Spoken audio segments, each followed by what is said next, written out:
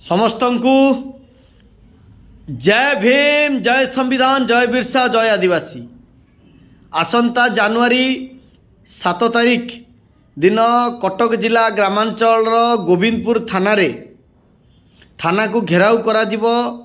गत डिसेम्बर मास 5 तारिख दिन गोविंदपुर पुलिस पूर्वतन थाना अधिकारिणी जी की वर्तमान पहाड़ थाना आडिशनाल आईआईसी अच्छा मैडम एवं पुलिस एसआई चिन्मयी द्विवेदी एवं होमगार्ड कुना महांती जेपरिक अनुसूचित जाति वर्गर जड़े दिन मजुरियार घरर युवक विश्वजित भोई को थाना रे 3rd डिग्री निर्यातना देइचंती।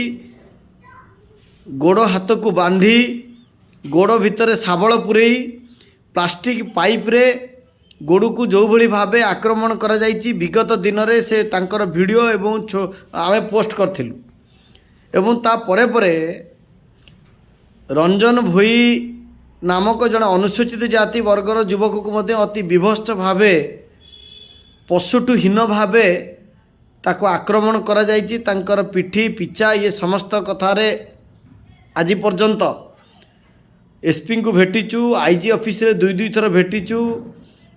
एपरिक 17 तारिख दिन विश्वजित भोईंकर स्त्री मध्य एतला देइचंती, किंतु ए पर्यंत ना मामला रुजु होईची ना कोनोसी पुलिस मानक विरुद्ध कार्य। एपरिक मानवाधिकार कमिशन रो द्वारस्थ मध्य पीड़िता परिवार होईचंती। एटी प्रश्न उठुची ओडिशा पुलिस तार कार्य दक्षतार कोठी ना कोठी त्रुटि रही एवं सठिक भावे मामला को तदंत नकरी कहार ना कहार चापरे बसवर्ती हब बोली गरीब दलित मानक अत्याचार कर युवक मानक अति विभत्स भावे आक्रमण करा जिवो। थाना भितर 3rd डिग्री दिया जिवो। घटना को आज कि मासे बीतिया को 2-3 दिन अच्छी किंतु ए पर्यंत एसपी महोदय कौन कार्यानुष्ठान नेले एवं ओडिशार समस्त बहुजन समाजर लीडर मानक आमे अनुरोध करुचु।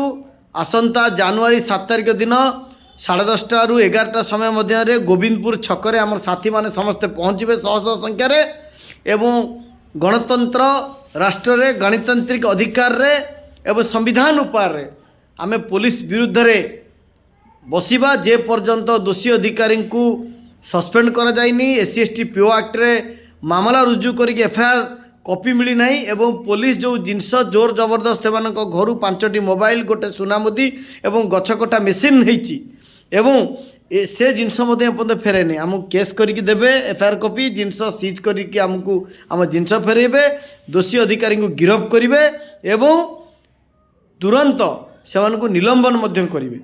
ये लड़ाई आमर व्यक्तिगत लड़ाई नुहे। आज गोविंदपुर थाना रही काली पाणीकोइल हम काली भुवनेश्वर हम काली कटक हम काली नयागढ़ हम एणु समस्त साथी मानक अनुरोध करुचु ओडिशा पुलिस बा पुरी जिला रे देखंतु कटक जिला रे देखंतु सबुआड़े SC/ST वर्ग मानक उपर जातिगत अत्याचार विध्वंस होउछि। एणु आज गोविंदपुर रे एभली अत्याचार हला काली आपणक अंचल रे भी हब नहीं बोली तार किसी ग्यारंटी नहीं। एणु आसंतु आम समस्ते मिलमिशिकी अन्याय विरुद्ध रे सांविधानिक उपर स्वर उत्तोलन करिया। धन्यवाद। जय भीम, जय बिरसा।